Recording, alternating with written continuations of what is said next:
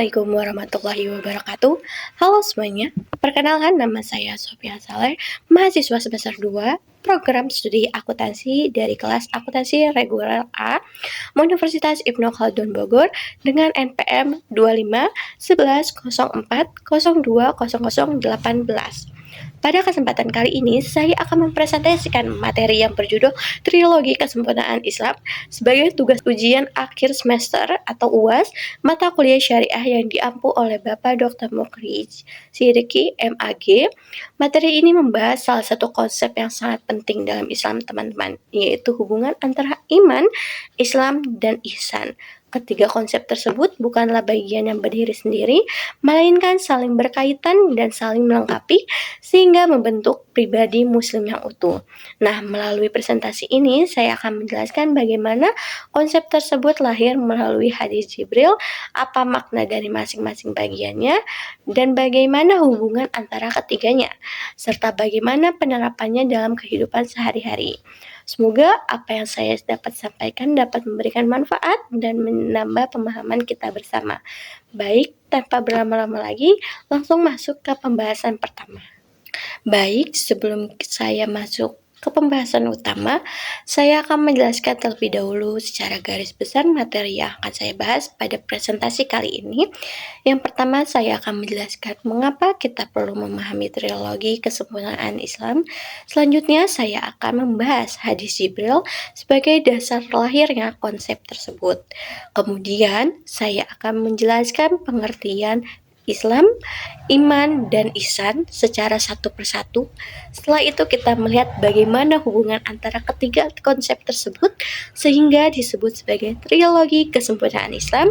Kemudian saya juga akan memberikan contoh penerapannya dalam kehidupan sehari-hari.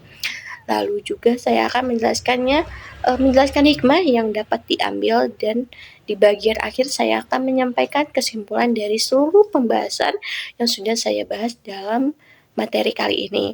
Kalau begitu kita mulai dari pembahasan pertama. Sebelum membahas lebih jauh, mungkin muncul nih pertanyaan dari teman-teman sekalian gitu. Kayak mengapa sih kita perlu memahami trilogi kesempurnaan Islam? Nah, kalau kita perhatikan ya teman-teman, masih banyak orang yang memahami Islam itu hanya sebatas ibadah ritual. Misalnya nih, seseorang tuh merasa sudah menjadi muslim yang baik karena rajin sholat dan berpuasa. Padahal itu kan suatu kewajiban seorang muslim gitu. Padahal Islam tidak hanya berbicara tentang ibadah, tetapi juga tentang keyakinan yang benar dan juga akhlak yang baik. Artinya, Islam mengajarkan keseimbangan antara hubungan manusia dengan Allah dan hubungan manusia dengan sesamanya.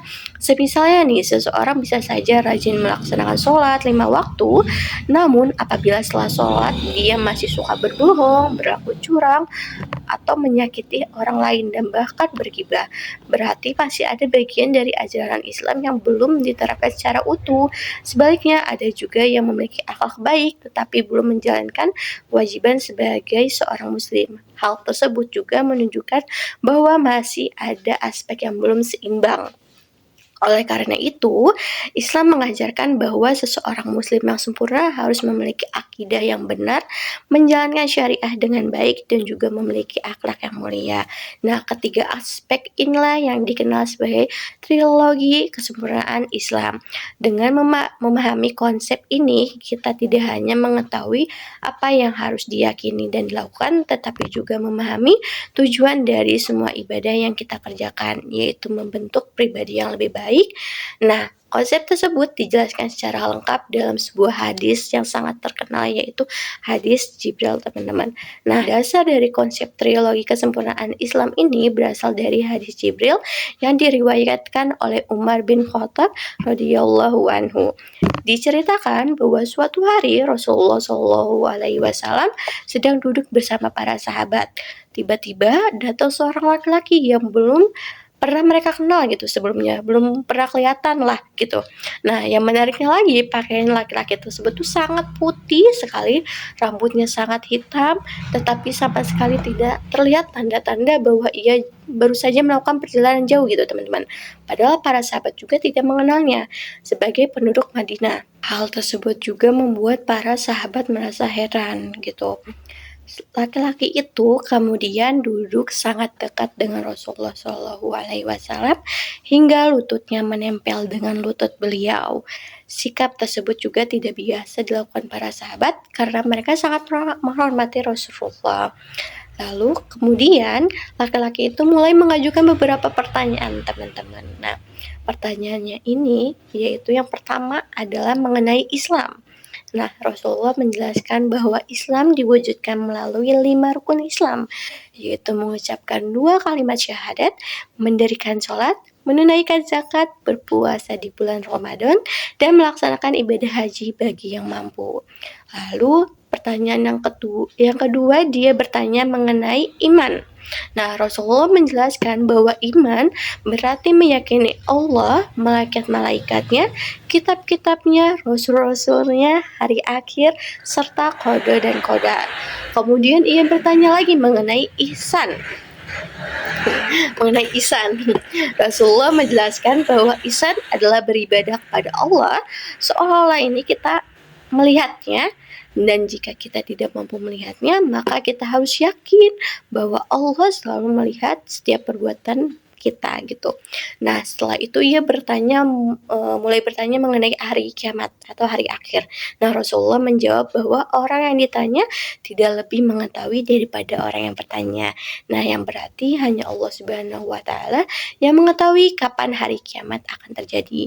Beliau juga menjelaskan beberapa tanda hari kiamat atau tanda hari akhir, di antaranya seseorang budak perempuan yang melahirkan tuannya, dan orang-orang miskin dahulu yang mengembala kambing berlomba-lomba membangun bangunan tinggi.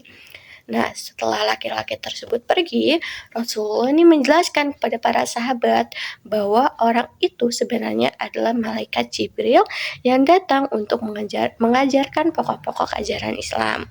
Nah, dari 3 pertanyaan pertama mengenai Islam, iman, dan ihsan, inilah lahir konsep yang kita kenal sebagai trilogi kesempurnaan Islam. Nah, lanjut ke pembahasan selanjutnya, yaitu apa itu trilogi kesempurnaan Islam. Nah, setelah kita mengetahui asal-usulnya nih melalui hadis Jibril, sekarang kita masuk ke pengertian trilogi Islam. Trilogi kesempurnaan Islam. Nah, secara sederhana, trilogi kesempurnaan Islam ini adalah konsep yang menjelaskan bahwa kesempurnaan seseorang muslim itu dibangun oleh 3 pilar utama. Yang pertama itu adalah iman, Islam, dan juga ihsan. Nah, ketiganya ini saling melengkapi dan tidak dapat dipisahkan. Supaya lebih mudah dipahami, saya akan menggunakan sebuah analogi. Nah, sebuah analoginya seperti ini kurang lebih. Bayangkan jika kita membangun sebuah rumah. Nah, sebuah rumah kan pasti ada fondasi. Nah, iman ini kita dapat ibaratkan sebagai fondasi. Jadi, fondasi memang tidak terlihat dari luar, tetapi menjadi penentu apakah rumah tersebut kokoh atau tidaknya. Begitu juga iman, walaupun berada di dalam hati kita, iman juga menjadi dasar bagi semua amal yang kita lakukan gitu. Nah, lalu kemudian ada Islam. Nah, Islam ini merupakan bangunan rumah itu sendiri. Jadi dapat dilihat gitu. Nah, Islam ini diwujudkan melalui pelaksanaan syariat seperti sholat, puasa, zakat, dan juga ibadah lainnya. Nah, semua amal tersebut dapat menjadi bukti nyata dari keimanan seseorang. Sedangkan kalau ihsan sendiri itu dapat diibaratkan sebagai keindahan sekaligus kualitas rumah tersebut gitu. Rumah yang kokoh tentu akan lebih sempurna apabila dirawat dengan baik. Demikian pula ihsan juga menyempurnakan semua amal sehingga ibadah yang dilakukan dengan ikhlas dan menghasilkan akhlak yang baik. Nah, jadi seseorang tidak cukup hanya memiliki iman tanpa menjalankan syariat. Sebaliknya juga, seseorang yang rajin ibadah atau beribadah tetapi belum memiliki akhlak yang baik juga belum mencapai kesempurnaan dalam beragama. Oleh karena itu, teman-teman, ketiga unsur ini, iman, Islam, dan juga ihsan, harus berjalan secara seimbang agar mampu membentuk pribadi muslim yang utuh atau yang baik. Nah, setelah memahami gambaran umum mengenai trilogi ini, selanjutnya kita akan membahas masing-masing pilar tersebut secara lebih rinci, mulai dari Islam dulu ya teman-teman. Baik, setelah memahami gambaran umum mengenai trilogi kesempurnaan Islam, sekarang kita masuk ke pilar pertama yaitu adalah Islam. Nah, Islam ini secara bahasa itu berarti berserah diri, tunduk, patuh dan taat kepada Allah Subhanahu wa taala. Sedangkan secara istilah, Islam merupakan sikap tunduk kepada seluruh ketentuan Allah dengan menjalankan semua perintah-perintahnya dan menjauhi segala larangannya. Dalam hadis Jibril, Rasulullah SAW menjelaskan bahwa Islam diwujudkan melalui 5 rukun Islam. Nah, yang pertama ini mengucapkan kedua kalimat syahadat, yaitu mengakui bahwa tidak ada Tuhan selain Allah dan Nabi Muhammad SAW adalah utusan Allah. Nah, syahadat ini menjadi pintu masuk seseorang ke dalam agama Islam sekaligus menjadi dasar dari seluruh amal ibadah. Nah, yang kedua adalah mendirikan sholat 5 waktu. Nah, sholat ini bukan hanya kewajiban, tetapi juga menjadi sarana komunikasi antara seorang hamba dengan Allah Subhanahu wa taala. Nah, selain itu juga, sholat melatih kedisiplinan, tanggung jawab, dan mengingatkan kita untuk selalu menghindari perbuatan yang buruk. Nah, yang ketiga adalah menunaikan zakat. Nah, bagi orang yang telah memenuhi syarat melalui zakat, Islam mengajarkan bahwa harta yang kita miliki juga memiliki hak orang lain, sehingga tumbuh rasa peduli dan solidaritas terhadap sesama. Lalu yang keempat adalah berpuasa di bulan Ramadan. Nah, puasa ini mengajarkan kita untuk menahan lapar dan juga dahaga, tetapi yang lebih penting adalah melatih kesabaran, mengendalikan hawa nafsu dan serta meningkatkan rasa syukur kepada Allah Subhanahu wa taala. Sedangkan yang kelima adalah melaksanakan ibadah haji bagi orang yang mampu baik secara fisik maupun finansial. Nah, haji juga mengajarkan persamaan derajat antar manusia, persaudaraan umat Islam serta kepatuhan kepada Allah Subhanahu wa taala. Nah, kalau kita perhatikan, kelima rukun Islam ini itu tersebut bukan hanya berisi kewajiban ibadah semata.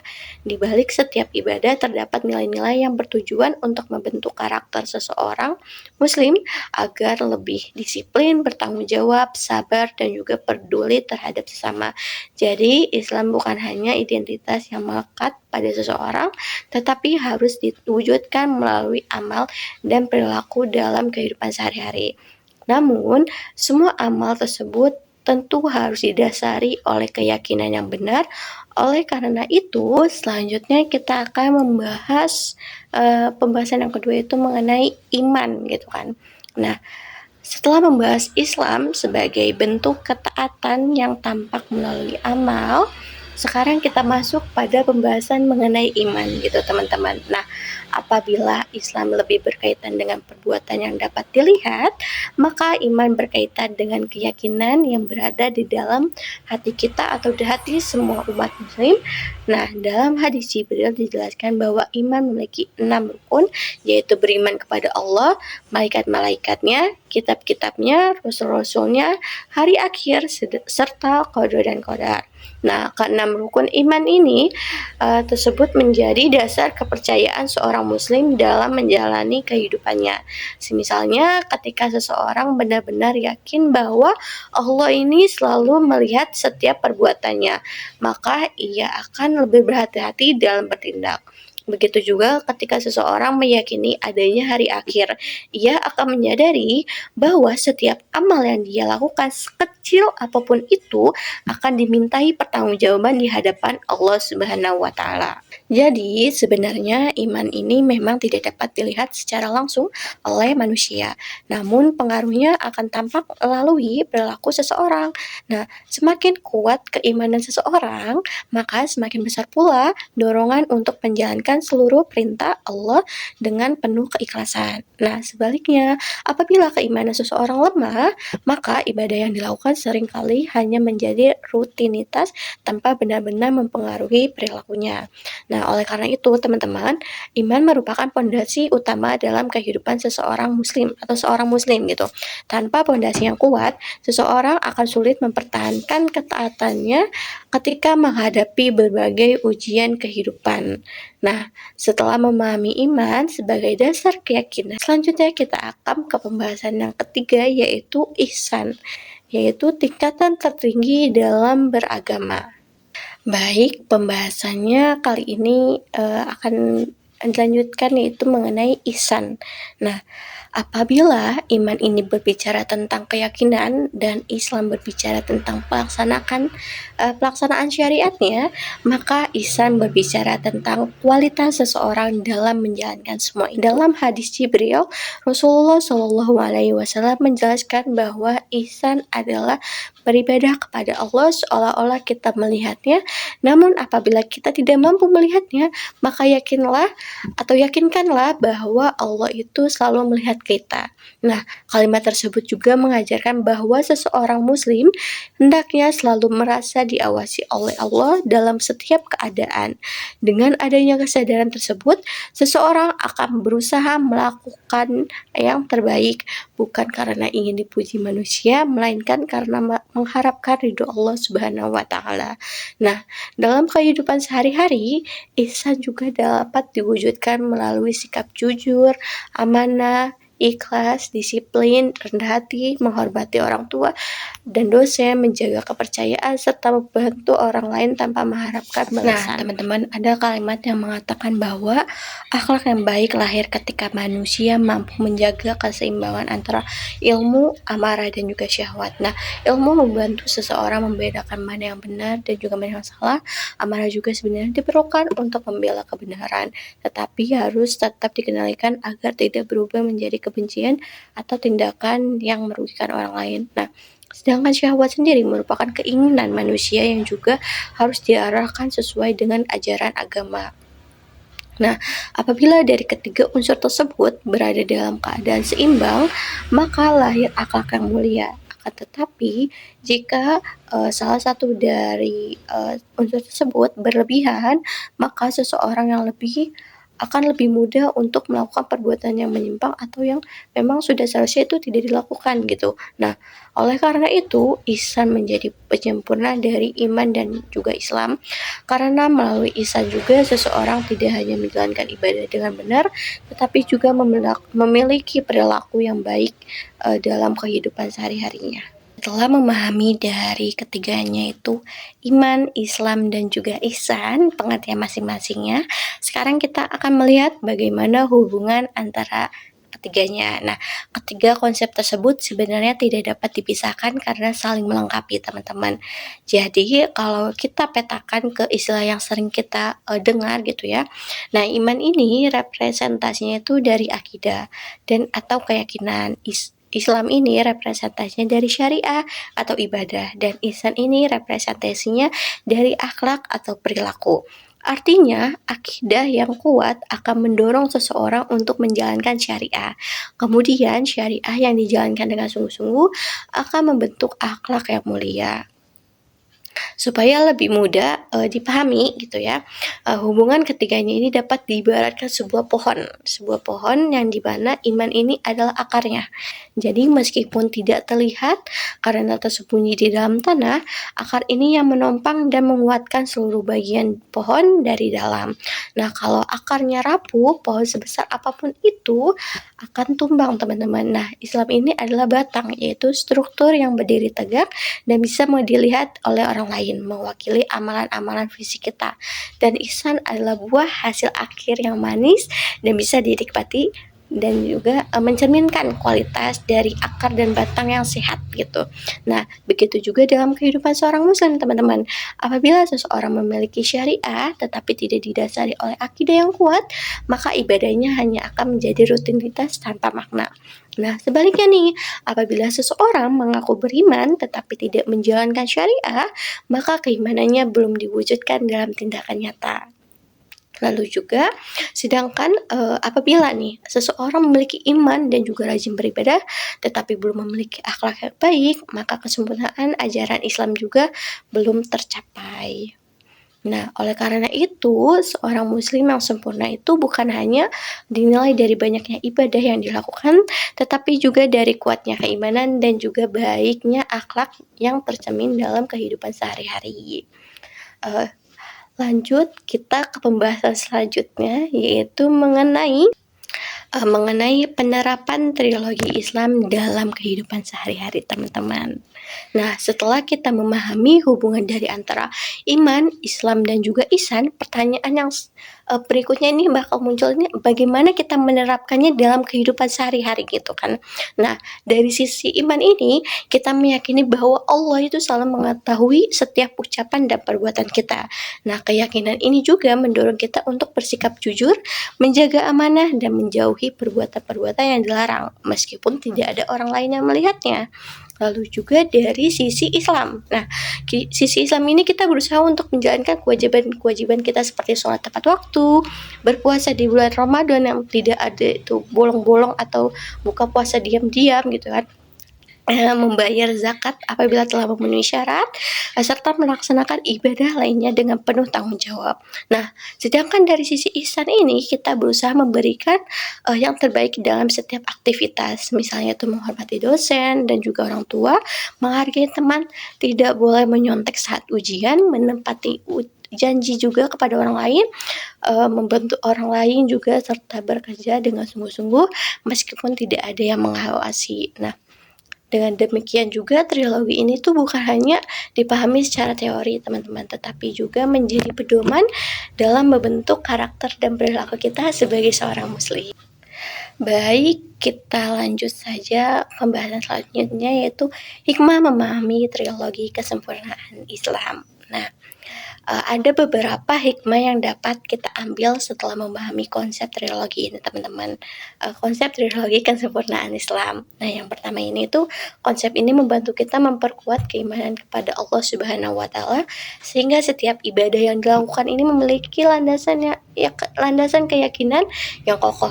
Nah, yang kedua ini juga kita ini menjadi lebih memahami bahwa setiap ibadah ini tuh bukan hanya sekedar kewajiban, tetapi juga memiliki tujuan untuk membentuk atau membangun karakter yang lebih baik gitu.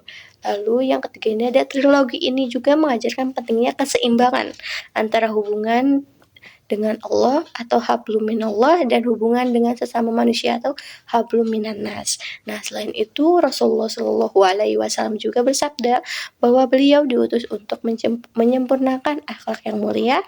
Hal ini menunjukkan bahwa tujuan akhir dari ajaran Islam bukan hanya berbanyak ibadah atau banyaknya ibadah yang dilakukan, tetapi juga lahirnya pribadi yang jujur, amanah, bertanggung jawab, dan bermanfaat bagi orang lain. Gitu teman-teman. Baik teman-teman, kita sudah memasuki sesi akhir, yaitu kesimpulan. Nah, sebagai penutup dari pembahasan ini dapat disimpulkan bahwa trilogi kesempurnaan Islam terdiri dari 3 pilar utama, yaitu iman, Islam, dan juga ihsan. Iman menjadi dasar keyakinan atau akidah, Islam diwujudkan melalui pelaksanaan syariat, lalu sedangkan ihsan ini menyempurnakan keduanya melalui akhlak yang baik. Nah, ketiga aspek tersebut juga saling berkaitan dan tidak dapat dipisahkan satu sama lain, teman-teman. Oleh karena itu, kesempurnaan seseorang muslim tidak hanya diukur dari banyaknya ibadah yang dilakukan, tetapi juga dari kuatnya keimanan dan akhlak yang tercermin dalam kehidupan sehari-hari. Sebagai mahasiswa, kita juga diharapkan mampu menerapkan nilai-nilai tersebut dalam proses belajar, berorganisasi, dan juga ketika kita berinteraksi dengan masyarakat, sehingga ilmu yang dimiliki tidak hanya bermanfaat bagi diri sendiri, tetapi juga bagi orang lain. Demikian presentasi yang dapat saya sampaikan dengan tema trilogi kesempurnaan Islam. Melalui pembahasan ini kita dapat memahami bahwa iman, Islam, dan juga ihsan merupakan satu kesatuan yang membentuk pribadi muslim yang utuh. Ketiganya harus berjalan secara seimbang agar nilai-nilai Islam benar-benar tercermin dalam kehidupan sehari-hari. Saya menyadari bahwa dalam penyampaian materi ini juga masih terdapat kekurangan. Oleh karena itu, saya memohon maaf apabila ada kesalahan baik dalam penyampaian maupun isi materi. Dan terima kasih juga saya sampaikan yang sudah menonton pembahasan materi yang sudah saya sampaikan. Kurang lebihnya mohon maaf.